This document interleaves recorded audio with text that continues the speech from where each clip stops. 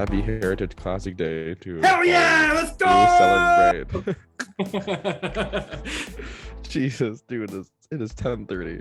I need some more time before I can just start screaming and everything. My God. But yeah, today's the day. Yeah, today is the day. Yeah. Look, Yeah. it is 10:30, but It is 10:30. Yeah. I'm very, very excited right now. Number Oh, one, me too. I thought it was just gonna be me going to the Heritage Classic today. For anyone, You did. our YouTube listeners, I'm wearing my Marner jersey right now. Say what you want about Yeah. him. I don't give a shit. I love him. Yeah. And I'm wearing his jersey right now. I got my Leafs hat on. I'm probably gonna leave in a couple hours. But then I found out like a couple days ago that Mr. Simon is also going to. Yeah. Yeah, I'm going. What a turn Very of events excited. that was. Can you explain how you Yeah. put your hands on a ticket? Yeah. So, for those of you who don't know, I wasn't planning on going to see initially. I was at the one in Ann Arbor. To me, I was like, okay, like it's like if you go back and watch the video and like you see like the highlights of the like that was an unbelievable atmosphere for an outdoor game. It's at the big house in Michigan. It was snowing. Anyways, I didn't feel like I really needed to go to this game. So I didn't get tickets. I was like, you know what? Tickets are very expensive, yada yada yada, whatever, fine. So then obviously tickets sold out from the like regular box office. People reselling tickets, obviously, but tickets are very, very expensive. Yep. And then my sister's boyfriend, shout out Armand. Other Armand, not you, Armand. My sister's boyfriend's also named Armand. Yeah, it's crazy. Crazy. Yeah. Yeah. That's crazy. Yeah. So no, so my sister's boyfriend Armand was selling his tickets for I think it was for face value. I'm not 100% sure. Anyways, because he couldn't go, his brother couldn't go or something like that. So I reached out and I took his tickets off his hands because this really is like a once in a lifetime opportunity. That's why I second like each game is really once in a lifetime opportunity, and I kind of thought it'd be crazy not to go just because it's in Hamilton. It's 2 hour drive. It's like a 1 hour drive. Yeah. It looks like the weather is going to be absolutely gorgeous. Like it looks like it's going to be some snow right around freezing. Like I think it's going to be a really really good atmosphere. But yeah, I just kind of decided. One of my friends really wanted to go. Looking forward to going to the game. But yeah, and the crazy thing is we're sitting like 2 sections apart. Yeah. That's the other crazy thing. Like you're in like 120 like B. I'm in like 120 D. Like oh my God. Yeah, Like, it's right there. Like yeah, it's in the so end zone. But yeah. what we're probably gonna do is I'm going with my buddy and we're gonna go a little Yeah. earlier because we're thinking of getting food, but we're like probably not after we have work tomorrow as well. So let's just grab some food before. Yeah. It's at Wingporium, by the way, if you want to reach, or if Oh, any maybe one of I'll our go do that. listeners want to do a signing. Maybe I'll come early. Maybe we'll go early and meet you there. What time are you going for? We'll probably be there around 1. Interesting. Okay. So, anyways, this is the 30? so Yeah. yeah. I'll let you know. We'll figure it out. This is for after the pod talk, but yeah. So we're both the whole taxi squad is reaching the Heritage Classic. If you see us there, definitely say hi. Yeah. Anyways. Yeah, I'm excited because this is the first time I'm gonna see you, whether it's before the game or during the game, 100%. Yeah, 6 years, dude. Yeah, it's crazy. It's crazy. Yeah, Yeah. it's been like 6 years. Something like that. It's wild. Yeah, it's crazy. Holy fuck. Yep. I'm excited. I'm just, regardless of the Leafs' recent record, which has been pretty dog shit, honestly. They lost to Arizona 5-4 on Thursday. Was it Thursday or Wednesday? Yeah, Thursday. Not good. And they also lost to Buffalo 5-1 the game before. And they lost to Vancouver. They've lost a lot of really questionable games, which is fine. They blew a lead against Seattle. Remember that one too? Yeah, this is a whole nother animal. It's an outdoor game. People don't really care. I think people are concerned about Peter Mrazek, and rightfully so. But as a whole today, I think like especially for today, I think everything kind of goes out the window just with the excitement of the Heritage Classic, which again it's a special event. I'm not gonna pretend like it's not. So and I kind of hope that's kind of how people look at this game because like, I know it's a regular season game and no points are on the line, whatever. But like, man, like I just really hope people have the I hope people take it in. Hope people really enjoy it because again, I don't know the next time Leafs are going to be an outdoor game. Probably sooner rather than later, but I have no idea. Yeah, I mean the NHL always hosts outdoor games because like what's the main purpose? It's to generate awareness for the sport, Money. also for the money, Yeah, mainly for the yeah, money, more so for the money, but yes. more so for the money. And Yeah, so, what better place to do it than in a large ass market like Toronto or Hamilton? You know, along the GTA. yeah. Anywhere in Southern Ontario, you hold an outdoor game, you're gonna get a lot of money back in return. You're gonna make a profit. It's yeah. It seems crazy to me. This is a Buffalo Sabres home game, but I mean, That's this weird. wouldn't be. This is That's weird. this isn't the first time that there's going to be majority Leafs fans at a Buffalo Sabres home game. Why So is I it a mean, home game? It's in Canada. It's in Hamilton. yeah, I don't know. I don't know. I have no idea. That's the strangest thing. I feel like this was. I feel like maybe the NHL schedule got released, or they made it before the Heritage Classic game was going to be penciled in. I have no. Yeah, I have no idea. Maybe the answer is just it was the easiest way to try to get Leafs fans to come out, but like just make it a home game then. Anyways, I don't really know. I'm sure there's some. Yeah, I'm sure there's some reasoning behind it. It's just kind of difficult to see, but yeah, like at the end of the day, it's not a huge thing. In yeah, fact, I actually don't mind it having a. I actually don't mind it being a road game because it means the Leafs actually get to play more games at like home as opposed to yeah, outdoors. yeah. They get one more actual home game, which I don't mind.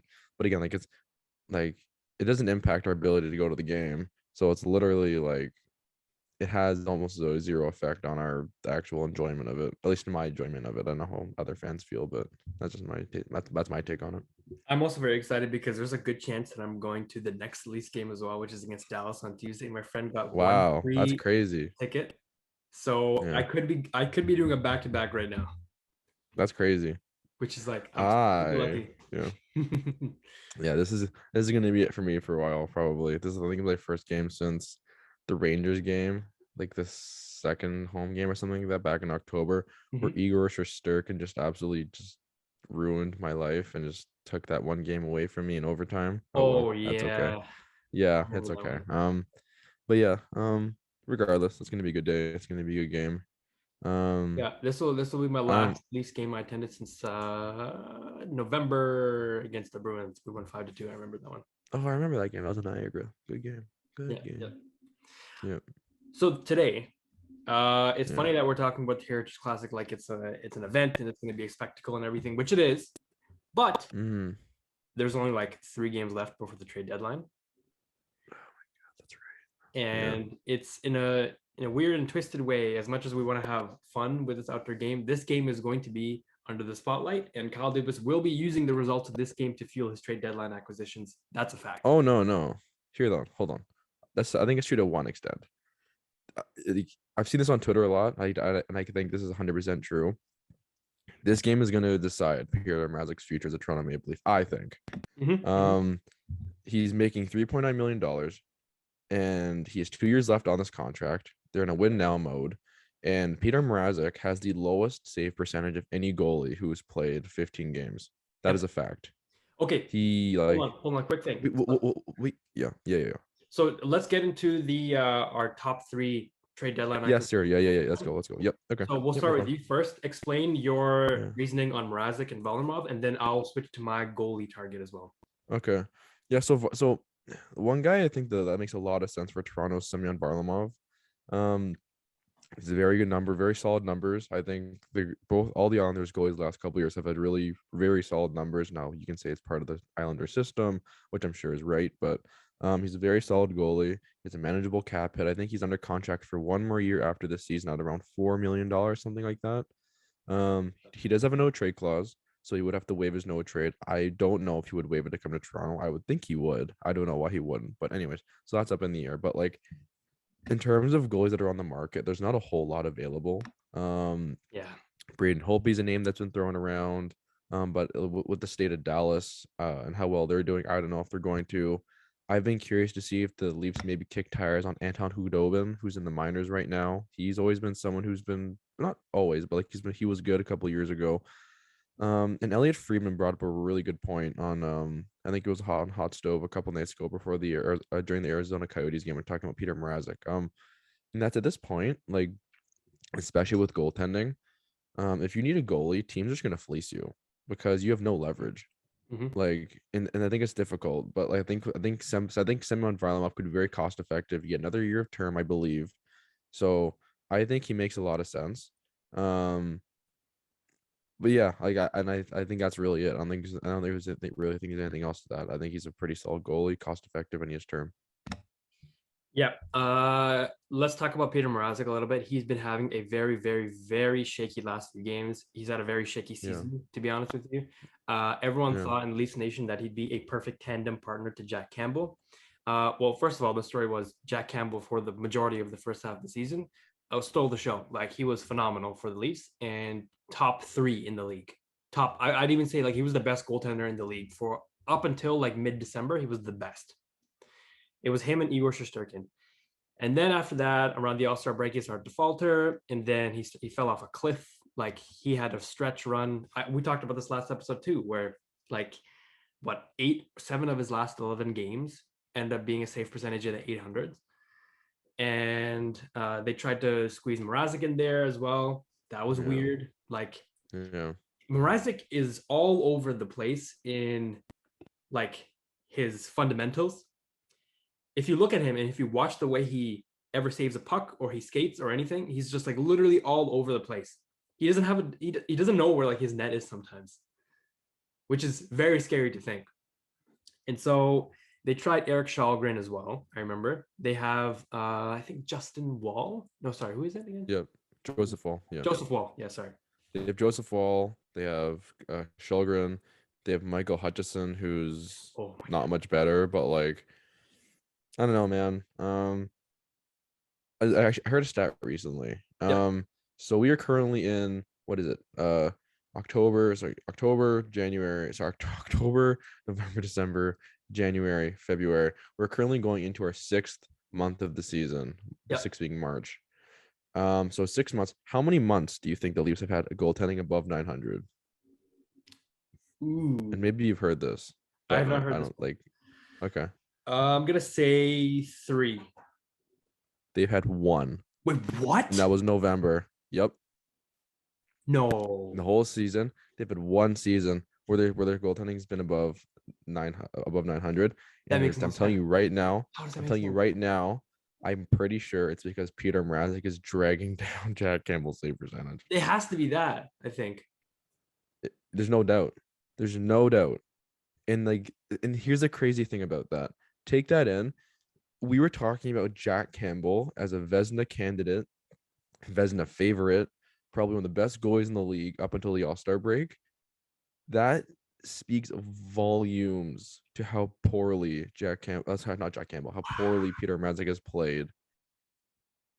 And the thing is, like, if you watch the Leafs play, they are like a one mediocre goaltender away from being like right up there, probably leading the division and everything like that. They obviously have their flaws. The defense probably needs to be addressed, but like in terms of like just the talent on paper, like man, Mhm. we've seen it. So, anyways, I Currently, the Leafs are 1 point back of the Tampa Bay Lightning for second place yeah, in the Atlantic Division, and then they're 6 points back of Florida for first place. and that's what their shitty goaltending. Yep. So like I think it says volume about the potential this team has. So not even potential, like because they're playing so well. Sorry, Mhm. that's not so well. They've been very inconsistent as of late. So, but like I don't know, man. But it's also because of I Mrazek. hope.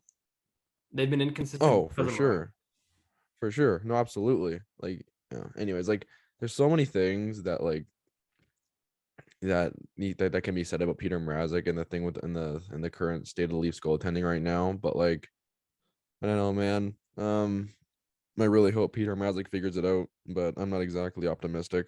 Um, and if I'm being honest, that's kind of why I think if you're the Leafs, you might want to shift your strategy at the trade deadline to be um, a little less aggressive. Because I don't know what their game plan is, but I just don't feel comfortable at all right now with the goaltending, Me either. and I'm sure a lot of people feel that way. And I just don't know how realistic it is that we're going to be. Sorry, I'm sure we'll get into this later. Yep. I just don't know how realistic it is to expect the Leafs are going to be able to make a significant enough goaltending change to remove any doubt, and maybe that's just something you have to live with, and or not live with, but maybe that's just something a lot more teams have we just don't realize. But like, it's just such an uncertain time, and it's such an uneasy feeling if like to watch the team right now with the goaltending. But anyways, Of the 16 games that Peter Mrazek has started for the Leafs this season, how many do you think? Let me see. Was it 16 games? Correct. It was 16 games. Sorry, 14 games that Peter Mrazek started for the Leafs this season. How many do you think he has a 9-10 save percentage or greater in? 2. Yes, I have just no two. idea, but yeah, It's just two. not surprising. It's Fuck He off. had a 967 game against Minnesota on February 24th. And then before that, in January 22nd, he had a 964 against New York Islanders, who also they just can't score. Jesus, yeah. Islanders can't score. So like It's the Islanders. yeah. Yeah, I don't know. Nope. Other than that, every single game, his third best was a 909 against Washington, which was February 28th. That's Everything second best. Are you fucking shit? Okay, yeah. everything after that is like 900 or below. That's fucked. Or below. Oh my god. Yeah, Yeah. yeah, yeah. Yeah. His last game Here's the against Arizona like was actually statistically his worst of the season, where he had a 667 save percentage. 667. 4 goals on Jesus. 12 shots. Then you got pulled, remember? Yeah. Oh man, Peter. Like, and here's the thing, right? I get people go through struggles. Like his quotes and his media availability after the game is just so freaking brutal. I was listening to Justin Bourne and Nick Kypreos talk about it. I don't typically like Kipper. I'm a huge Justin Bourne fan, but anyways, but like um Peter Mrazek basically kind of shrugged it off like, okay, whatever. It's in the past. Gonna leave it in the past. Um like the fact he's on a bit more concerned is slightly concerning. That maybe his mindset is like it is literally in the past. There's no point in him kind of worrying about it. That's fine. But like, I don't know, man. That just seems very passive for someone who is basically like he's literally causing the Leafs to lose. And I kind of would have thought he would take a bit more ownership for the fact he's been absolute dog shit for the last month and a half or whatever. Um In now a granted, like there's a lot of people who say Jack Campbell should be more like that. So like Yeah, I I don't was know, just gonna man. say. So I guess if you're a fan of the team, you're probably hoping for something in the middle between those two somewhere. Yeah, But yeah, like I don't know, yeah. man. Like it's just I just think we're getting at a point now where if you're Kyle Dubas, you got to be very careful because if you don't, I just worry about the fan base really like turning on Peter Mrazek and things getting really ugly.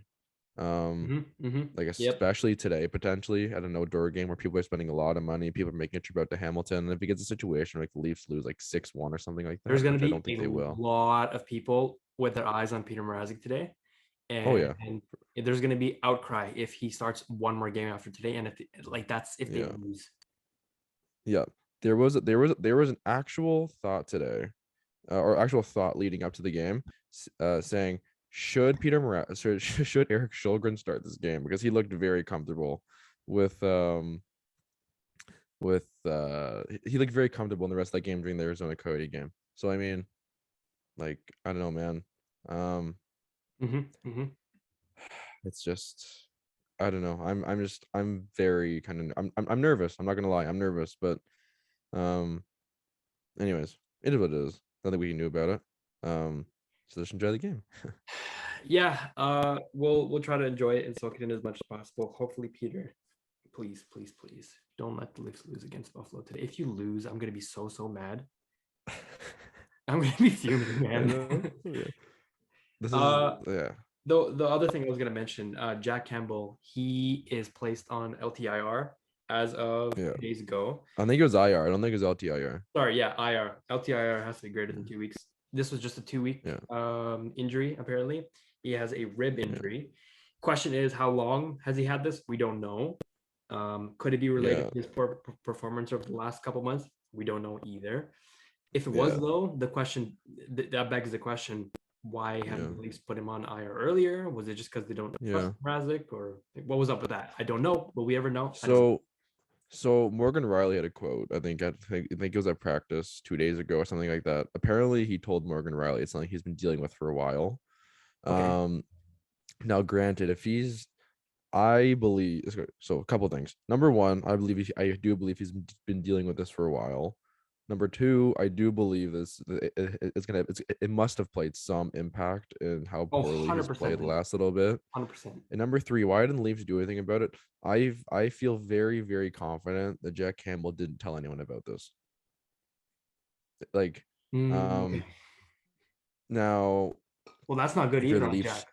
I know it's not. I know it's not. But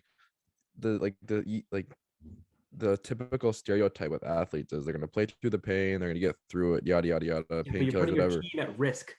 I know. Oh, I know. And maybe that's why Jack Campbell finally came out and said, I can't, like, I have to do something because like it's gotten to a point now where it feels like he's actually costing them games. But Mhm. because I also think like if you're Jack Campbell, you must know, like he's watching the games that Peter Mrazek's starting. You must know that as soon as he's gone, like you're basically like it's a 50-50 shot with whether or not the Leafs win. Like, and that's the thing, right? Like, so anyways, I do hope he gets better. I do think he'll be fine. Um Now here's the thing though. He's out 2 weeks. The trade deadline's in 3 games. You cannot even plan for if he's gonna, because you have no idea which Jack Campbell you're getting back after the trade deadline. Is it the good one? Is it the bad one? It's probably somewhere in the middle, for being honest. But like, You don't know. you have no idea. Yeah. I'm gonna say. Okay, so now I'm gonna lead up to my trade deadline goalie acquisition. So you said Yeah, Varlamov. I said Semyon. Semyon Varlamov. So here's my justification first before I say this name. The Leafs are kind of screwed at the goalie position right now because they bet big on Campbell and Mrazek at the beginning of the season as their tandem. But now, in a horrible way, the entire fan base is less confident at the trade deadline about the current two goalies than they were last Yeah, season yeah, at the trade deadline. And remember, and that's last season, saying something. yes, That yes, yeah, yeah. last season at the trade deadline, they had Jack Campbell. So this is before they acquired Dave Riddick. They had Jack Campbell and who? Oh my god, Freddie Anderson, Freddie Anderson Spertler. slash Michael Hutchinson. Yeah, And Freddie Anderson being injured at that time, they could not rely yeah. on him at all. So that's why they brought in a Dave Riddick, big save Dave, who did not make any big save for the Leafs at all, not even one. And so the Leafs brass, the management, were unconfident that Jack Campbell could be the starter. Well, they were confident in it, but they were unconfident that, okay, let's say he gets injured, who's going to serve as his backup? Is it going to be Freddie? Is it going to be Hutchinson? No, they decided to bring up Dave Riddick, and that's who their backup was going to be for the playoffs. And it seemed like that was the case. Perfect. This season, are you confident in Campbell? I don't know. Like if he comes back from the rib injury, I don't know. You just kind of have to hope for the best. Mrazek, as of right now, no, not at all. Yeah. You can't start Mrazek in a playoff game, man. The Leafs haven't No, you won can't. in how many years? Yeah. And Yeah. the worst thing, the worst fucking feeling is you're going to go into the playoffs this year. If they don't address the goaltending situation, you're going to have arguably the best Leafs forward roster over the last 2 decades, the best Leafs forward roster, possibly the best iteration of this team point wise in the standings over the last 20 years. And your goaltending is going to screw you. Yeah. Scary. And then that's going to beg the question, why didn't you do anything at the trade deadline? Well, that's because you put in like $5 million to 2 goalies at the offseason. Yeah. When Campbell comes back, he's going to come back in 2 weeks. They're going to play him more, and they're not going to trade him. I'm going to tell you that right now. They're not going to trade him. Who? Campbell? No, Campbell's on the Leafs. They're not trading Campbell. They're not trading Sue. No. So what happens at this trade deadline is going to be a direct indicator of what they think the starting goalies will be for the Leafs next season. Mrazek's gone. I'm telling you right now. I don't think Mrazek's going to be here after the trade deadline. Interesting. Okay. I think Mrazek is traded. I think something happens where he no longer plays for the Leafs, and that means I'm betting on him screwing up this game or something. I'm just playing this. I'm playing the trend. Okay. According to his last 14 games of the season, I'm just playing the trend. He's going to get traded somewhere.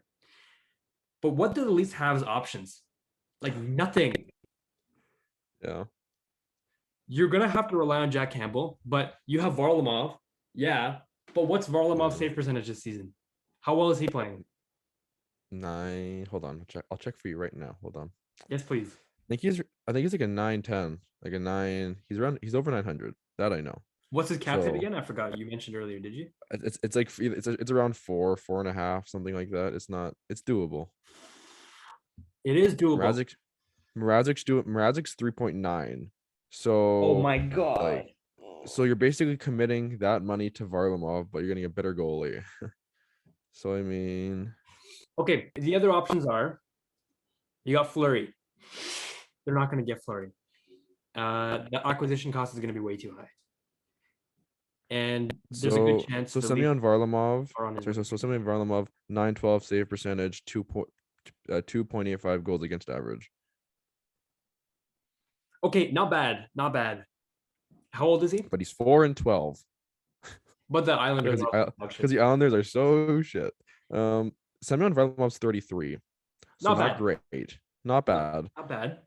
If we're being honest, probably in terms of where the Leafs are, probably one of the more realistic trade candidates for goalies, just given the lack of the market. But Yeah.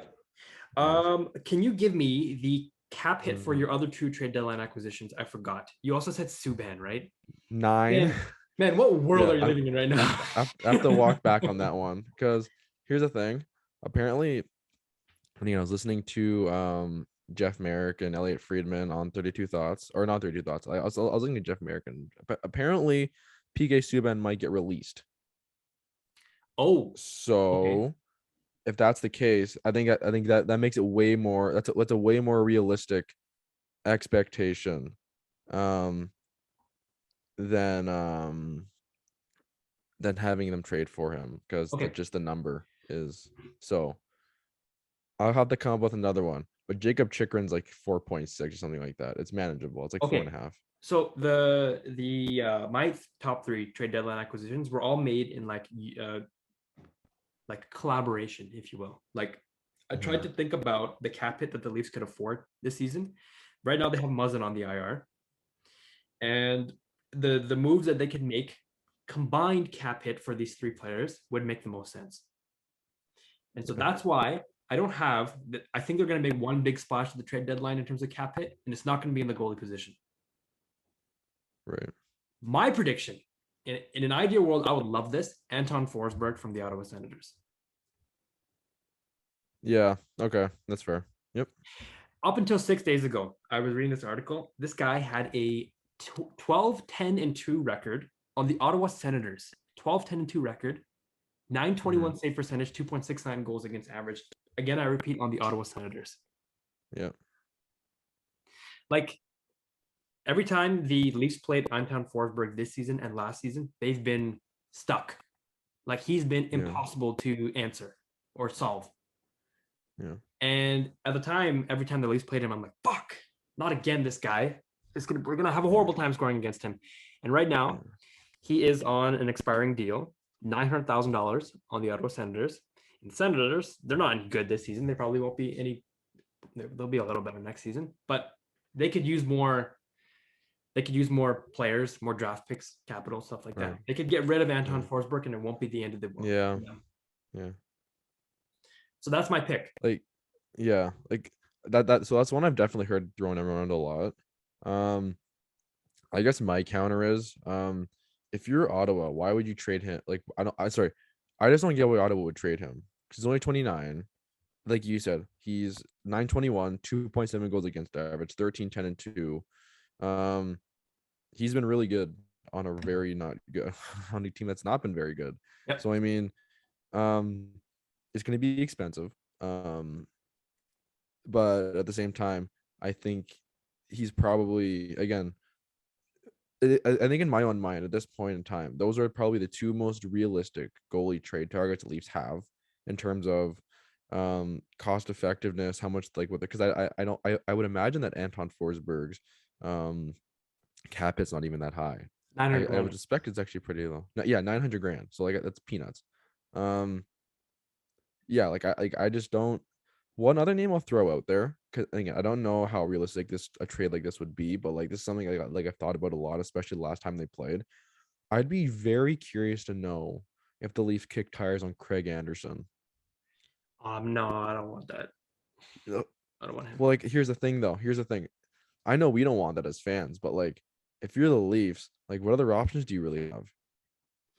He's a So cost-effective goalie. you're He's telling like, me you're confident in Campbell Anderson going into the playoffs? well, no, like because okay, I would only trade for Craig Anderson if we were getting the actual Jack Campbell back. Because what Craig Anderson gives you, Craig Anderson's not going to be a like a 1B kind of like a tandem guy. He's not. But it gives you a lot more it gives you more comfortability, or it gives you a lot more comfort with your backup goalie than Peter Mrazek. You know what you're getting, generally speaking, with Craig Anderson. With Peter Mrazek right now, you have no idea. And maybe it's kind of like that with Jack Campbell as well. But I feel way more comfortable with Jack Campbell than I do. Sorry, I feel way more comfortable than Jack Campbell than Peter Mrazek. But 100%. like, 100%. it really just depends. Again, I just don't know how what Kyle Dubas is thinking right now in terms of goaltending, because like the thing is, what this rib injury does, to at least in my opinion, for the front office, is it gives them a bit more. I don't want to say security, but I think it makes them feel a bit better that Jack Campbell's going to come back to come back to form. Yeah. Yeah. So I feel like that probably makes them feel a little less urgent, or feel like makes them feel like there's less urgency to make a move. But Yes. who fucking knows at this point, man? Which is exactly why I think that they're going to approach this trade deadline with the assumption that they're going to make an assumption here, and that's the best. Mm-hmm. They have no other That's, choice. that's all I can do. That's all I can do. Yep. They're going to assume that Jack Campbell's going to come back. He's going to take the number one spot, and he's going to be okay for the rest of the season. They're going to assume that, and I'm okay with them assuming that. I'm okay with it. Yeah. Yeah. And then they're going to make the Like, rest of their trade deadlines acquisitions yeah. around that Yeah. idea. Yeah. Yeah. Oh my God. Yeah. Yeah. I don't disagree with that at all.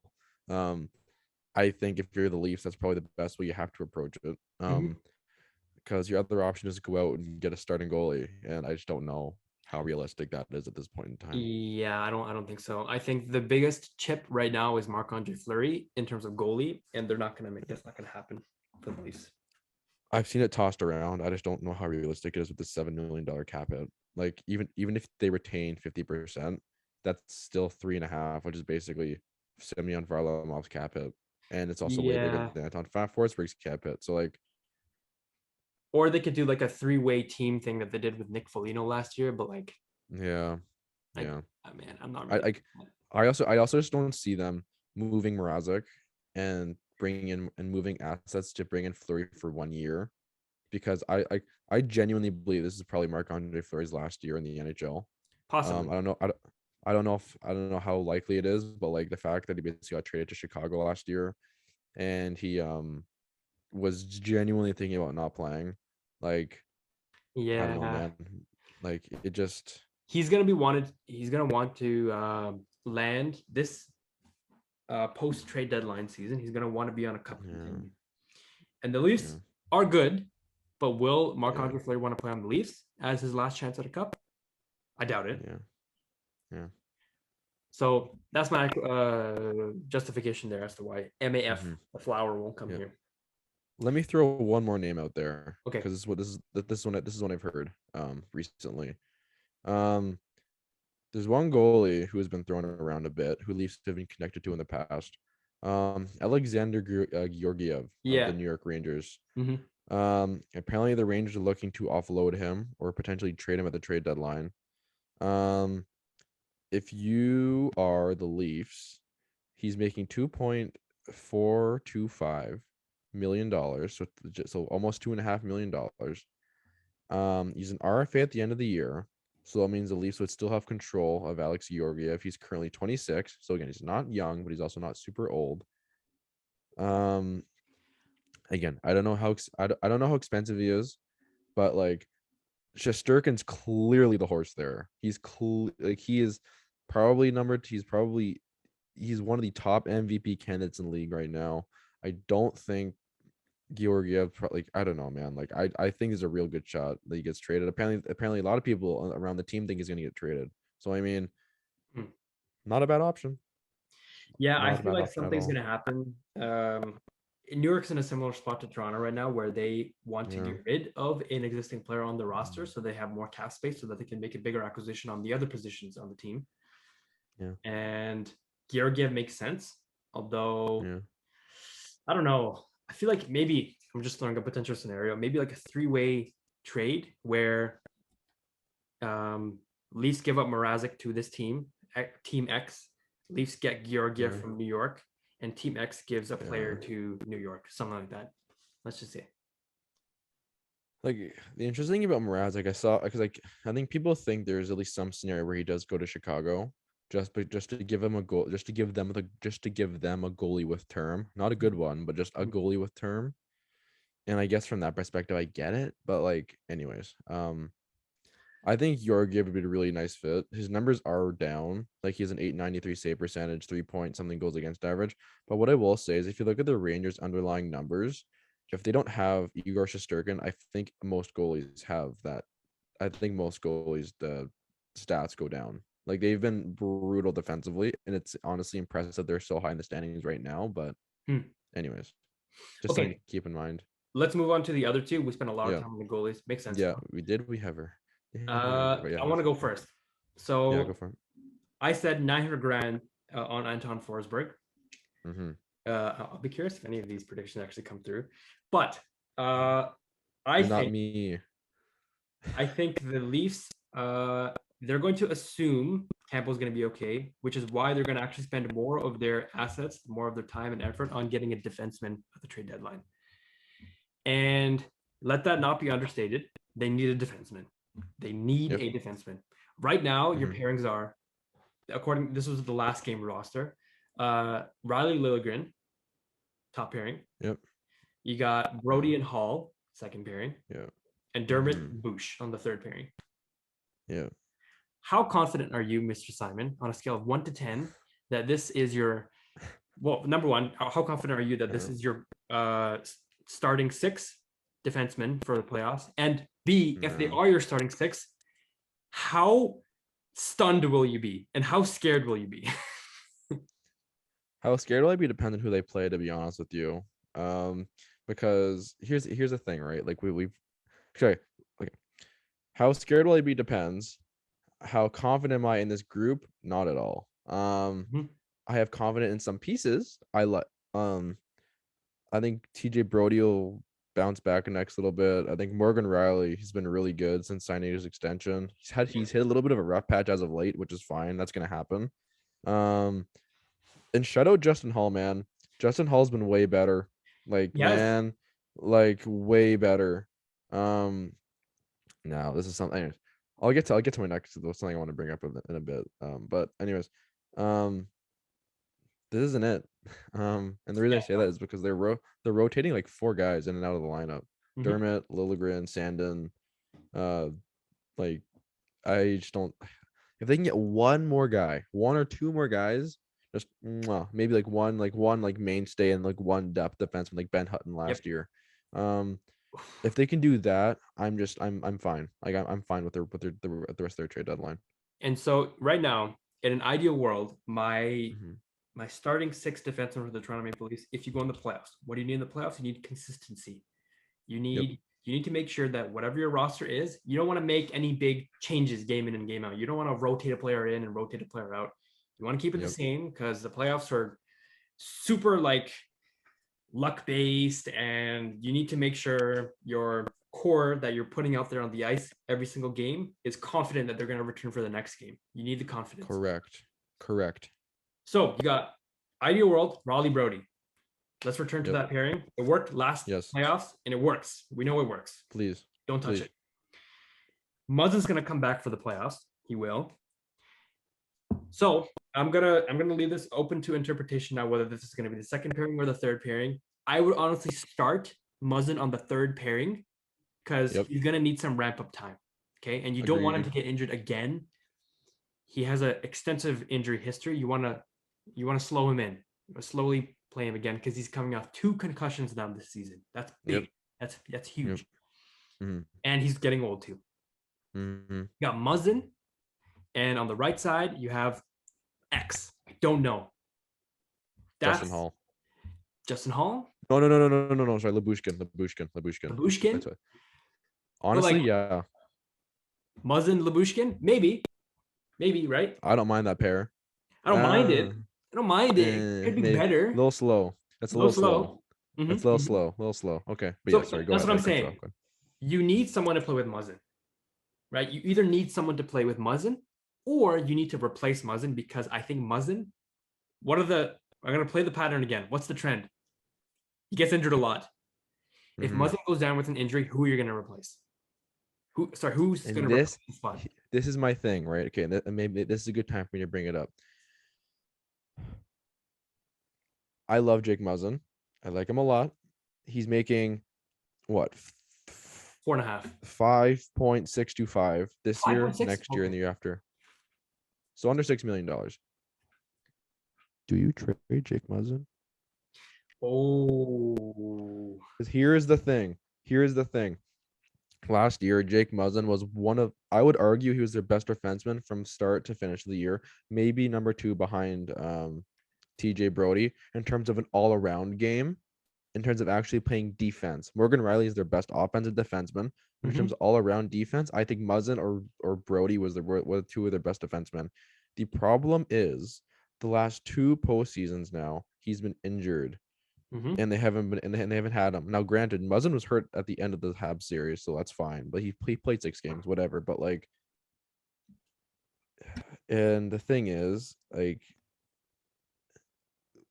Justin Hall started playing better after Muzzin went down, and I Interesting. tried so hard not to put that on Muzzin. And like again, I'm not blaming Muzzin for anything. Don't get me wrong. Like he's been I'm convinced he's probably playing hurt majority of the season, playing through stuff. But like, do we not think there's like a team out there that would like to take a bet on Jake Muzzin?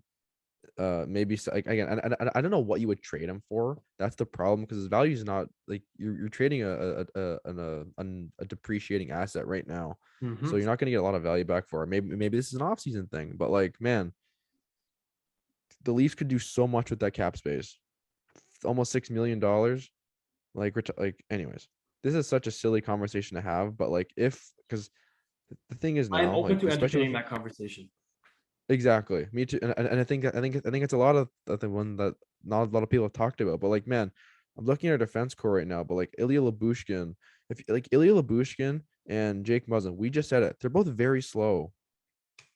And again, if you want to have Labushkin long term, which I do think they should try to do, the guy's only 27 years old. He makes $1.35 million, and the one thing he does well is one thing Leafs do very poorly. Anyways, I think the Leafs defense could be over. The Leafs not over, but I think there could be in for overhaul in the offseason outside of like Brody, Riley, Brody and I'm Rally. missing one. Brody and Riley, yeah, Brody and Riley, and minus like I'm not counting prospects like Sandin and Liljegren. I guess not prospects anymore, but like They're not going to be Sandine. yeah, So yeah. of the last however many seasons Jake Munzin's been in the league since 2010, 2011, what was the last season that you know of? Take a guess here that he played a complete healthy regular season. Oh man, okay, let's see. Last year like I don't think it's last year. It's gonna be something ridiculous like 2016, 2017 or something like that. 7 years ago, 2016, 2017. Oh my god. 7 seasons ago. Yeah. And he only had 2 healthy seasons, complete 82 seasons in his entire life. LA Kings 15-16 and 16-17. Only 2. Oh, okay, that's not good. 2 completely healthy seasons. Season after that, 74 games. Season after that, 50 games. Yeah, that's not good. And then 30 games on the Leafs. Sorry, I'm reading that wrong because technically 18-19 he was traded from LA to Toronto. Yes. Yeah, but still, I get you mean. But yeah. But So who like, not the best. sorry. Yeah. Who would you bring in defense wise at the trade deadline, if anyone? This guy has a $4.5 million cap hit. He would be a rental because his cap hit expires at the end of the season. He plays on the Chicago Blackhawks, currently on their top pairing, lefty. He is kind of like a Jake Muzzin. You know who I'm talking about?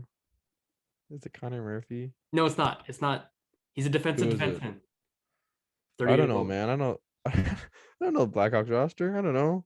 Calvin DeHaan. Okay, not bad. Not bad. Yeah. And here is my justification for this, although I kind of already said this now. You need a replacement for Jake Muzzin if he goes down with injury again. And again, according to the trend, he most likely will. He most likely will. You need someone to replace him who's going to take a spot. Can I say my vote? Can I say my name? I have another one. Sure. Josh Manson. Okay. He's gonna be dumb expensive. Don't get me wrong. He's gonna be very again another rental. Okay, so here's the thing: the Anaheim Ducks have two defensemen that I personally am gonna keep a very close eye on because I think both of them they'd fit the Leafs very well. Quick thing. Can I say one thing quickly before you say Yes, that? of course. Go I ahead. was reading about Josh Manson, and yes, he would be very expensive. Yes. But yes. I think I heard this from somewhere that they would move Josh Manson if they're confident on re-signing Hampus Lindholm. Yeah. Okay. Well, like if Hampus Lindholm is going to leave, then they might sign Josh Manson. The thing is, I've heard all three. Like they have three. I think Raquel, Lindholm, and Manson are all on the table. Not all three of them will probably get traded, but they're all on the table. So if you're the Leafs, I could see you kicking tires on either Lindholm or Manson. I think they take a real shot at Manson, just given his style of play fits what they need. He's a massive guy. He's an absolute bitch to play against. He's a mean motherfucker. He is mean. Like that guy is a scary man. Yeah, like he's 30 years old, $4.1 million cap hit, plays on the right side. And then your right side becomes Brody, Manson, and Labushkin potentially. And then your left side becomes Riley, Jake Muzzin if he's healthy, or maybe not. And then figure out what you want to do with Justin Hall. Like, I think Josh Manson addresses so many of the needs that the Leafs have. Now, granted, I don't know what they would ask because he only has 1 year left on his contract.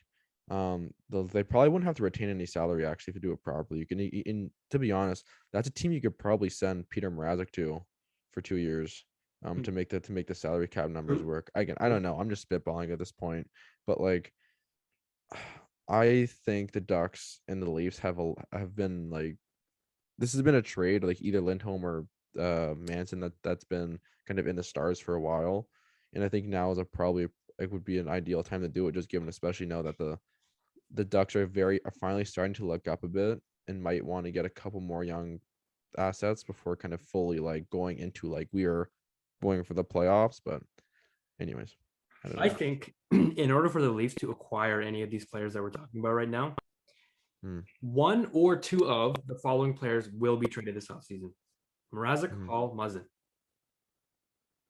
I think one or two of them will be traded this trade deadline. I think all three will, to be honest. That's depending how things go. Bold prediction. Yeah. I doubt all three will, to be honest. That's a lot. But here's the thing, though. But you need the space. Yes. You need the space to acquire someone like Josh Manson, you need the space. Like Calvin deHaan. Yep. You need the space for sure. My thing is, how comfortable are you that the way that Justin Hall has been playing is actual Justin Hall, and how much of it? Because my thing is, we saw how bad Justin Hall was. We saw it, and it got to a point where the Leafs could people were calling him like he was an NHL player. Like you couldn't trust his decision making process. Now that he's finally playing well, and he's actually finally like bringing his value back up, how comfortable are you that he's not going to suck again? Because if it is, I think you move him. Because if you're not comfortable, I think you move him before it gets worse. Because at very worst, he's like a second pair right D, and that's something a lot of people want. And the Leafs have players coming up. Liljegren's a righty. Labushkin's there. Again, if they extend him, I think they will. I really hope they do. And then Brody, like you don't need Hall anymore. Yeah. And then Muzz, I spoke my mind like 2 minutes ago, but like man. I have a feeling I'm open to the idea of trading Muzzin, but I think he's gonna stay. I don't think the Leafs are gonna move him. I really hope he gets back to form and they keep him. Because he's such when he's playing when he is healthy and fine, and especially last year, he was so good. Yeah. Anyways. Yeah. I don't know, man. And look, he's also on the LTIR right now, which would help the Leafs going into the playoffs, actually. because you're allowed to have an inflated roster, right? Inflated The cap. Nikita Kucherov rule, but yes, that too. Yeah. So that's why I think Jake Muzzin won't be moved. But in my potential Calvin DeHaan trade that the Leafs make, they would send Justin Hall out to the place he was drafted in, actually, Chicago Blackhawks. Yeah, that's kind of funny. Yeah. And then they bring Calvin DeHaan in on a rental. 2, 3, 4. And so I'm going to quickly mention my third trade deadline acquisition. This is kind of just me wishful thinking. You already know who it is. Oh God, and, Sidney Crosby. Yes. Yeah. And Evgeny Malkin. Oh boy. This is stupid. But look, life is stupid, right? So most likely it's not going to happen. Stupid. Oh, it's not going to happen. Okay. But like, how fun would it be? How fucking hilarious and fun would this be? Considering the story over the last decade. No. What? Do you know? I'm not going to even ask for your guess because I know I mentioned this last episode. All right, this guy currently playing for the New York Islanders, 250 pounds, 6 foot. No. 6 foot 9. Big Z, baby, let's go. Why? Like, okay. Look, here's the thing. How cool would it be? This is just forget the stats, man. How cool would it be? How much of a shit disturber? How much of a body mover would this guy be in the playoffs for the Leafs? You need someone like this, no? Yeah. Here's the thing. Like your seventh defenseman, your sixth defenseman. How bad of an idea is it if he's that far down your lineup? I think you have the right team. I think you have the wrong defenseman. Because if I'm on the Islanders, if I'm calling the Islanders, I'm calling about Scott Mayfield. 29 years old. Anyways, I think Chara again. Like, I'll address your Chara acquisition. I don't think I despite my reaction, I don't think it's a bad move at all. Or it's not, I don't think it's a bad fit. My thing is he's slow. Very slow. Very slow. And the thing the thing we talked about Nick Ritchie about was he's very slow. Can't really move. And that like it very severely impacted his effectiveness on the Leafs. Now granted, different position, but like if you're a defenseman, that's slow. I have concerns. Which is why I'm kind of I think there's real potential for the Leafs again if they feel like they need to make a goaltending move. I could see the Islanders being a one-stop shop where you get Scott Mayfield and Semyon Varlamov because that's only so Varlamov's cap hits 5, so that's a total cap hit of 6.5 almost. So again, you probably move Mrazek back to New York. I honestly think that's a good fit for Mrazek. Very, very stingy defensive system, allows them to kind of get back to basics. So that's 3.4. And then maybe you throw in Alex Kerfoot. That's like another that's 6 point something. Like I think it's almost 7 million. Anyways, like just that's just strictly hypothetical, but like I like Scott Mayfield's also only 29. And he has another year left on his contract. Yeah. So and the one thing it feels like the one thing we've heard Kyle Dubas talk about at length this season so far is how they don't want to trade like a lot of assets for like rental players, which I get, but anyways. I think right now Chara has a cap hit of 750 grand. Yeah. So again, this is just pennies on the dollar acquisition. But in a world where they acquire both Zdeno Chara and Calvin DeHaan, this is what their playoff roster would look like for defense. Riley Brody. Muzzin and DeHaan, or DeHaan Muzzin. I don't know. Because apparently the on-cap friendly DeHaan can play the left and right side. So I'm just going according to that. Yeah. So I think the Muzzin like that as well. Muzzin DeHaan, let's say. Which would be, think about your shutdown pairing. Oh my God, Muzzin DeHaan. Yeah. Holy shit. Yeah. How good would that be? Yeah.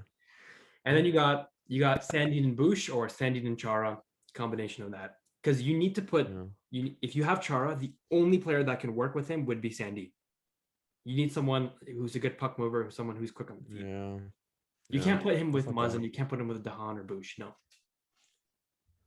Honestly, if the Leafs get Chara, I think they get him as a 7 defenseman. I like even just sitting here now thinking about it, I can't see them like playing him regularly. No. Like now they do that with Spez and like with Simmons, but like there's way different animals, like, oh my god, that'd be so gross. Imagine having Simmons and Chara on the ice at the same fucking time. Oh my god. Yeah. But yeah, like, Yeah. um, I'd be if they get deHaan, I'd be really interested to see if they do a deHaan Riley pairing, and then you move Brody Interesting. down, like, cause like basically gives you because Brody can move the puck. Brody's a very good defensive, but he can also move the puck like very well. So I mean, like, gives you a Yeah. bit more flexibility. Now Grant, yeah. Anyways, like, yeah, man. Like, I also think that we have to be a bit careful because I think at this point now, I think a lot of again, I didn't watch Hot Stove yesterday or whatever the intermission was because I wasn't really watching the hockey at all because the Leafs weren't playing. But like, apparently Friedman and Merrick reported that there's a chance that a lot of the big names don't go. Um, Specifically because I think a lot of teams don't want to commit a lot of assets to a lot of these players, which is fine. But like, Yeah. that's why the NHL trade deadline sucks. But whatever. The one caveat I also want to throw in here is, according to my ideal top six, Dermott would not be in it either, and I'm okay with He's that. gone. He's gone anyways. In my opinion, I think I really like Dermott, like the person. Yeah. Um, I just don't think he fits the Leafs window, and I think he could be very useful somewhere else. I don't know what role that is. I don't know what team that is. The Leafs just have a surplus of mediocre defensemen, like not great but mediocre. And like unfortunately, he kind of has the shaft because I think he's like the oldest out of the three of them between him, Liljegren, and Yeah. um Yep. Sandin. So Yeah. um I wouldn't be surprised if he's moved. I think like yeah, who knows? I don't know. Calvin deHaan, additional justification on him. He is fourth in the NHL amongst defensemen in shots blocked per 60 Yeah. minutes, which is Mm-hmm. 7.19 shots blocked per 60 minutes. That's a fuck ton. Yeah. He also has a $4.55 million cap hit. So again, this would require some sort of retention if you move Hall Is that back. deHaan? deHaan. Okay. Um, and yeah, good defensive defenseman or two-way. I think he would be an excellent fit on the Toronto Maple Leafs. I think so as well. I think I do think it'd be a nice fit. He was rumored to come here the year that JT came here. So I mean, it's kind of too bad he didn't. But I think he and JT are actually friends or something. I can't remember. I think so. I think. Oh no, they played together. DeHaan was an Islander. Right. Yes. Oh yeah. Um. Yeah. Yeah. So relationship there. Yeah. I don't know. And Like, if anyone's hoping for John Klingberg to come to the Leafs, that's not happening. Please give up on that dream right now. First of all, that's not what the Leafs need. And second of all, Kings are doing really well now, and they're not going to give up Klingberg. the Kings. Sorry, the Stars. Also, Haskinen just went down, so they're not trading him. Yeah. Haskinen is mono, which is out indefinitely. So again, hopefully he gets better, but he's not going to be back anytime soon. So yeah.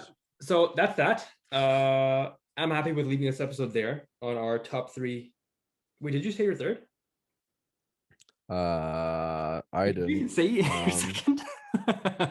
no, I did. Because I said I gave three. I gave Varlamov. I gave like four because I said like I would love to have Mayfield, love to have Manson, love to have Lindholm. Subban. The one I'll throw out there is the one I'll throw out there is Jakob Chychrun. This is the last one because this one I prefaced last episode. Yeah. Jakob Chychrun got hurt last night, so that's not good. But it could be out long term. Who knows? So that might impact whether or not they actually move him. But Jakob Chychrun, I think, is the only asset I would move like significant pieces for. Like I mean significant pieces for. Um, for all the reasons I said at the beginning of the episode, I don't think this should be an all-in year for the Leafs. In the mindset of the fans, I think it is because just of how poorly they've performed in the playoffs the last couple of years, but just with the goaltending and everything, I just don't know. I don't think it makes a whole lot of sense to go out and go get like a JT Miller and spend all these assets. No. Jakob Chychrun addresses a need now and in the future, and he's young. Like I don't know what it would cost to get him. I don't know what the Coyotes would want, but it's significant considering Jakob Chychrun is only 23 years old and he has 3 years left on his contract after the season at $4.6 million, and he can play the right side. Yep. he is the best player on the market in terms of potential, in terms of the position he plays, in terms of his cap hit. The Leafs can make it work. I would like, because there's your Muzzin replacement. There it is, right there. Penalty kill. He's massive. Like Jakob Chychrun is a big boy. I'm pretty sure. Not huge, but he's big. And the Coyotes don't need him. They're not going to be competitive for like another 4 years. He's 6'2", 188. He shoots left, but he can't play the right side. So like, again, this is the only real player available on the market right now where I would move like any top prospects, any draft, like any significant draft compensation for, like outside of like an actual all-star player who becomes available, because you never know what those types. Also, like a lot of players can be available, but in terms of the players that have been rumored to be potentially getting moved, Jakob Chychrun's like, he's my guy. He is my horse for the trade deadline. I think one last thing I'm going to say this episode is I'd be completely fine if the Leafs don't make any addition to their forward roster for the remainder of the season. I'll be completely okay. I agree.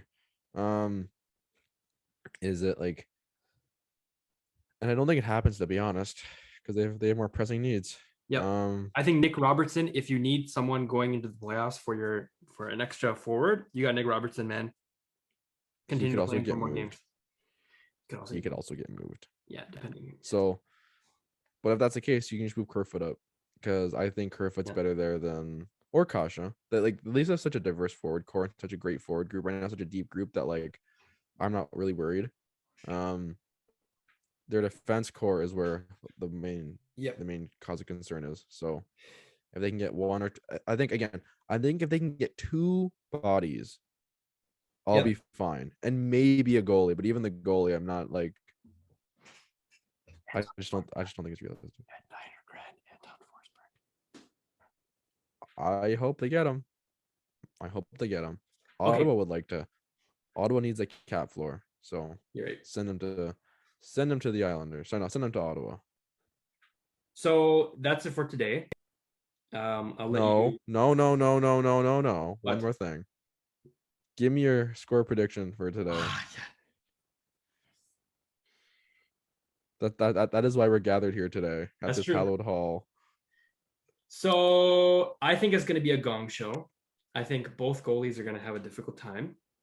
I think both goalies get pulled. No, I'm joking. I think one gets pulled.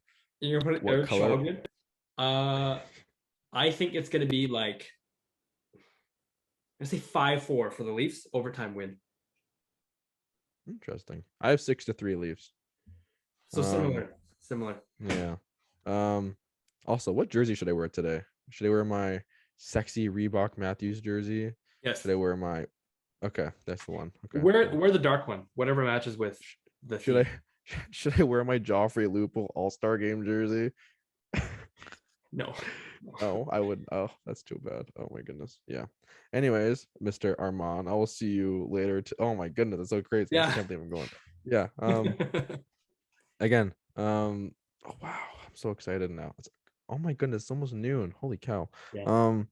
We'll see for all the fans that are there, all the listeners that are there. We don't know fans. What am I talking about? For all our listeners that are there, come say hi. Section 120. That's called the taxi. The taxi terminal, I guess. That's what I'm calling our little grandstand. It's called the taxi terminal now. But yeah, we'll see you soon. Yeah.